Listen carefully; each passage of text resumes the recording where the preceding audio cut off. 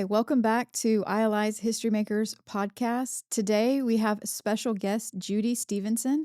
She is a local pastor at a church that has seen a great move of God beginning, and they have been stewarding that and mobilizing leaders in their church. And so we wanted to have a conversation with Judy today just on what do you do when God begins to move in your community, and how do you steward that and bring out leaders within your church? And so I'm excited that you're here to join us for this conversation. I'm really excited to talk with you today, Judy. And so I guess to get things started, can you tell us a little bit about how you ended up at the church that you're pastoring right now? Sure. Macklin Community Church is in Powder Springs, Georgia. And while I'm from the South, I'm not from Georgia. Lee and I, my husband, we co pastor Macklin. We were in Tennessee and we were praying for God to lead us into a new place to be in ministry together. We were excited to see the Global Methodist Church born and wanted to be part of that. We felt called to be part of that. And we just, began to pray, Lord, lead us where you want us to serve. Mm-hmm. And I really didn't know if there would be an opportunity for us to be together in the same church and what that would look like since we're both pastoring. And we received a phone call from this church searching for a pastor, and we talked to them together, and we're ready and willing to move to Georgia. As soon as I heard one of the gentlemen from the church, a retired pastor, we were on Zoom, and he kind of leaned into the camera and he said, I feel like the Holy Spirit is saying, come. And if the two of you will come, God will do things that we've never seen before. Wow. And he said it's like the Macedonian call, Mm. which in Scripture was a moment when Paul had this vision of a man from a place called Macedonia saying, come over here and help us. Right. And I had prayed the night before, Lord, I want a Macedonian call. Literally prayed that. Wow. Because I wanted assurance that we were going where God wanted us to be. Right. And so it was an answered prayer that not only were they wanted us and we wanted them, but they were able to offer both of us to come on board as pastors. That's incredible. So we put our house up for sale, gave our notice in the church that we were in, and moved to Georgia within 5 weeks. And we've been at Macklin Community Church for about a year and a half. Wow. Yeah. That is a great story. Yeah. And it's a great way that God really gave you that affirmation. Mm-hmm. I'm sending you, because it's not easy, especially if I remember, it's more like a church plant that you Mm-hmm. guys are rallying around. Yeah. And so God's blessed that. Fast forward, Mm-hmm. and you guys have really been stewarding that well and mobilizing your community. And one of the things that we had discussed that I found so encouraging is how you guys are not just mobilizing them for your community, but even globally. Mm-hmm. So how have you been able to do that? How have you been able to mobilize and come alongside them? There's a couple of thoughts I have. One is when Jesus is present, there is life. Mm-hmm. And you can't manufacture that. The presence and life of Jesus is already active in these people. Lee and I came with a heart loving Jesus and wanting to serve him, and we came to people that were already captivated by Jesus and already filled with the Holy Spirit. They were paying attention to what God is doing around them and in the world. They had a heart for their neighbors and the nations, and I think what Lee and I were able to do is put language to what they were expressing. And we began to build some structure around the energy that God had already stirred up in them. And so we began to point out to them, we are being led by the Holy Spirit, and you do have a passion to share Jesus with your neighbors, and you already have some direction for certain nations, a heart of love and relationships already there.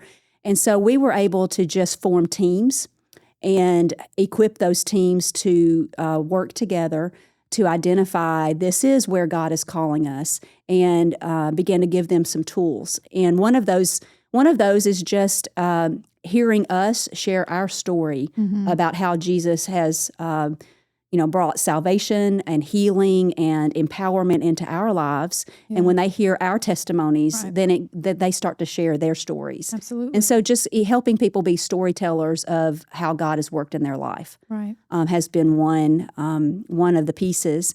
And then very early on, we knew we wanted to use a common curriculum that would give us a foundation as a church. In a church plant, it's important to know who you are and to share language with each other. Yeah. And so we grabbed the Christian to the Core resource and we crafted a sermon series around that. And there are 8 core values of what it means to live as a follower of Jesus, Right. to have a vision for your life, to make new disciples, and to really take that next step of leading others to this beautiful place of life in Jesus. And we turned that into an 8-week sermon series, and we asked all of our small groups to do that study together. And during that time, we had our family ministry director preached on family priority. Wow. We had one of our lay leaders preach on stewardship and being a good steward of the gifts and talent and resources that God has given you. We had another pastor in our church, a retired pastor, preach on intimacy with God. Mm. And then Lee and I filled in some of the other pieces. Right. And they got to hear from different people Yeah, I love that they that. have a relationship with. Yeah. While they were studying the same material in a small group with people they have a relationship with. Yeah. And then they practiced sharing their testimony through that material too. Yeah. And so it just everything fell into place for the church to be equipped. Mm-hmm. This is what it looks like to follow Jesus. We share this language together. We're getting excited at the same pace. Right. And it was just such a beautiful 8 or 10 weeks that we went through last year that I think laid a good foundation for our church. That's wonderful. Mhm. And, we hear stories all the time of people experiencing significant impacts through God. I mean, ILI does the History Makers training, so we hear stories quite often of God meeting people right where they are Mhm. at a History Makers training event. We hear of God birthing a vision in people. And one of the things that I really find encouraging is that you guys didn't just bring another resource or bring a material, but you walked alongside. I love what you said about having different voices and that you didn't carry that burden alone. You actually shared that and you rose leaders up to be a voice for that. So is there some stories or some fruit that you've seen either in your sermons or maybe next steps that have happened through that? Because I think there are some things that have happened. I know we've talked, but how you encouraged people and took that next step with them and didn't let it just be another book that they read. Right. I think for me, one of the most powerful moments is when you see the message that God has birthed in you as a pastor, as a preacher. When you see that message be delivered, Mm-hmm. and you want to see that it's caught. Yeah. You Yeah. can stand up there and preach and wonder, is anyone catching this? Mm-hmm. And so when I preached on God's vision for your life, that particular message, that Sunday was so powerful. That sermon landed. Mm-hmm. It landed on a lot of people. There was a moment at the end of the message when I invited anyone that God had stirred up in them, in their kind of in a holy imagination or out of their heart, just this desire of a vision for their life. Mm-hmm. And whatever that looked like for them, a unique calling where God was saying, this is your purpose, this is how I've gifted you, and this is how I want you to advance my kingdom Mm-hmm. and be my servant. And I invited people to stand that felt that, and so many people stood up. And it wasn't one of those, oh, everyone else is standing, so I'm going to stand. I Right. mean, it was almost a sense of just people trembling with a response. Like, Wow. God has done something in me, and I am going to stand up and show God and my church family that He's working, Absolutely. and I'm catching it. Right. And so several individuals, an older teen, a mom, a granddad, different people started standing up. And I saw in their lives after that some changes, like a Mhm. renewed energy or a focused ministry. One of them was a man who was leading a ministry that was struggling, and he was ready to give up and walk away from it. Mm. But when he stood up, and everyone knew his passion, what that ministry niche was, when he stood up, it was like everyone recognized that he was saying, I'm not going to give up on this. Wow. And we've seen that ministry get new life in Oh, the that's last great. 6 or 8 months. In phenomenal, miraculous ways, God is pouring resources into that ministry. Wow. And I have seen that older teen boy that stood up is now going on an international mission trip with us Mhm. this year. Mhm. And he is discipling kids at school. There was definitely a connection with a purpose for each person. that came out of that. Another beautiful thing that came out of it was our youth ministry at the time was in a different study, and so they didn't grab a hold of that Christian to the Core study Mhm. at that time. Right. They wanted to finish the study they were in. So they started Christian to the Core several months later, and they've just finished it. And to I think the integrity lesson for Mhm. them. What I love about that value of integrity is it's living in consistency with what the work of God is doing in your life with Right. biblical values. Yeah. It's honoring God with your whole life. Mhm. And if I were teaching on that, I would use the word holiness. Mhm. But sometimes the word holiness has baggage or it's Right. misunderstood. The word integrity feels a lot more real and fresh to our youth. Yeah. They know what that is, Right. and they know they want to live with integrity. And I think that gave them and the youth leaders some great language Mhm. to help them understand my whole life is lived to honor God, Right. and it looks different than the way the world lives. Right. Um, so yeah, it's been a beautiful season of ministry for me to be at Macklin. That's so great. Yeah. Even just going back to something you said about that common language, Hmm. um, I know we're friends on Facebook, so I saw that you didn't just haphazardly choose Christian to the Core because you know our ministry. Hmm. You had a lot of resources that you were combing through and praying over and seeking God about Hmm. whether or not it was the right resource for you. And so I just want to make sure that everyone watching understands that you really did some due diligence in praying and Hmm. fasting over what God had for your church, and it's refreshing to see just your heart for Hmm. discipleship and for your community to be impacted. Hmm. And just those few people being impacted is plenty. I mean, that's Hmm. God just outpouring His Spirit upon your Hmm. obedience. But He didn't stop there; He's Right. still going. Right. And so, I'll let you share, but you guys ended up going to Kenya and getting an Hmm. opportunity that you thought was just one thing, and it just kind of blew up to become something miraculous. Hmm. So, I'll let you share a little bit about how you guys have taken it internationally now. Sure. Macklin is blessed with a lot of passion for the nations. And we have a gentleman in our church that had already put in some clean water systems in Kenya. And as we were exploring and praying about what mission partners does God want us to partner with, sorry, I keep hitting that. What mission partners do God want us to partner with? We're looking for someone in our church that has those personal relational connections. Mm-hmm. And so, Living Water is the name of the ministry of one of our church members. And as we prayed about going to Kenya and looking at putting in clean water systems, we knew we wanted to do more. We Mm-hmm. knew God was opening an opportunity for us to equip the larger church with leadership training. Mm-hmm. And we prayed about how can we do this, and we specifically made a connection with the Global Methodist Church leaders in Kenya, and they wanted Christian leadership training, and we knew that History Makers would give us great material to come in and spend time with the pastors, the conference leaders, the lay leaders of the Global Methodist Church in that area.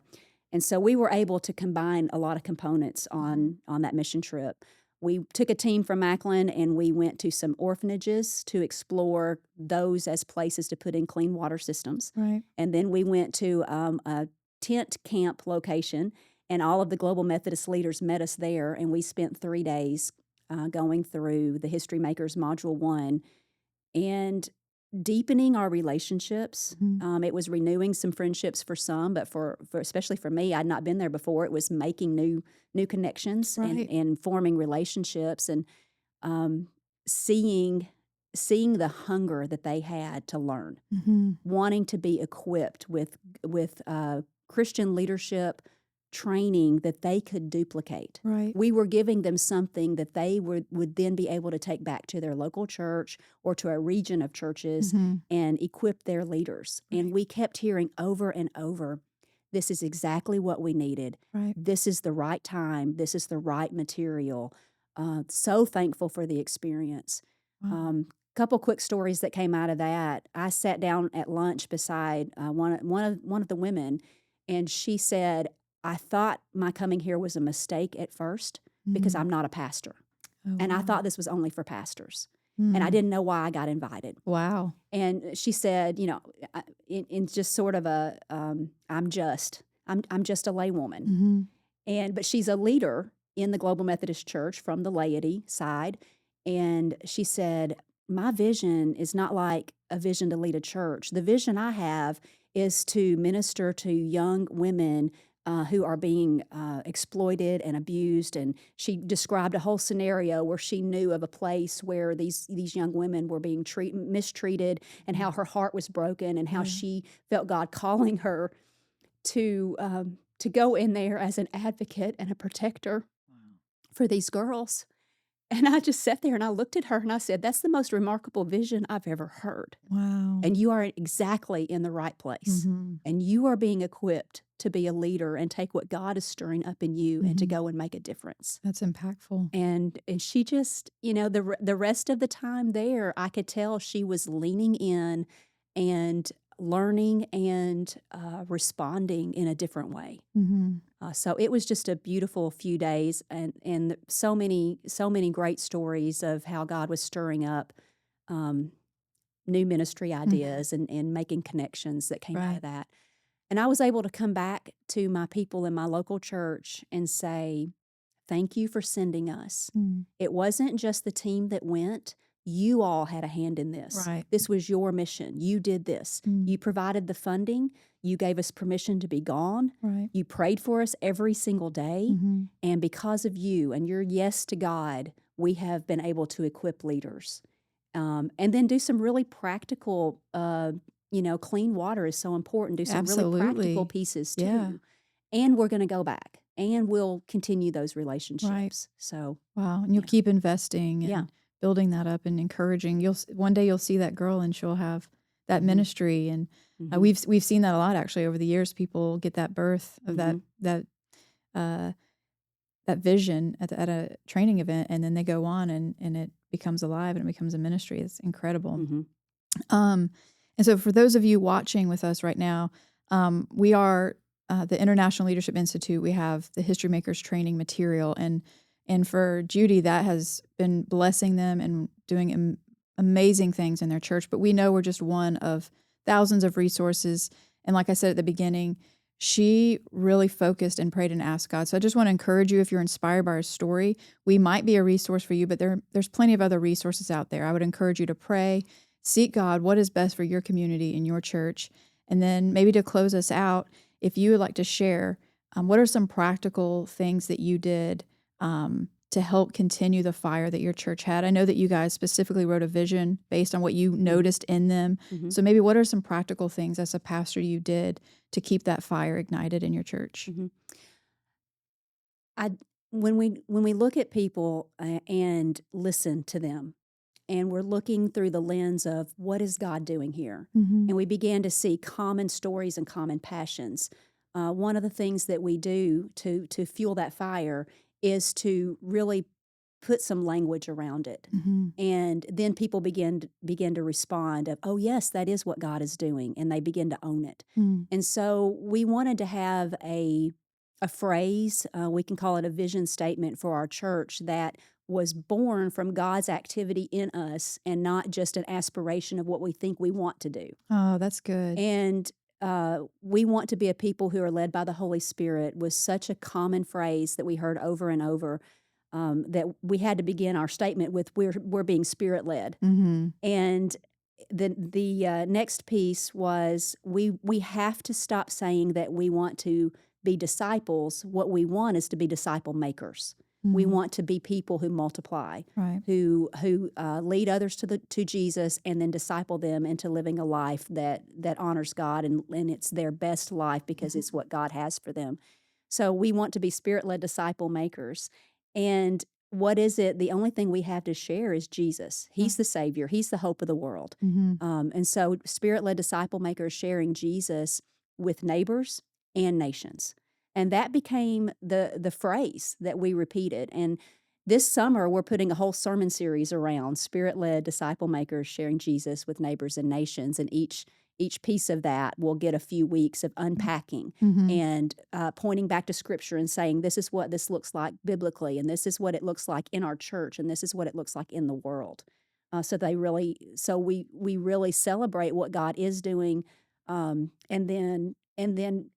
then propel that outward to what God can do and Mhm. how are we gonna reach new people. Mhm. So we put a lot of strategy around reaching new people Right. and equipping, building teams of people to work together to create strategies, but that has to be started with what God is bubbling up in us. Right. I just love So that. I love how you identify what God was already doing, mhm, put some language around it, and then gave them pathways to run with what God right. was doing for them.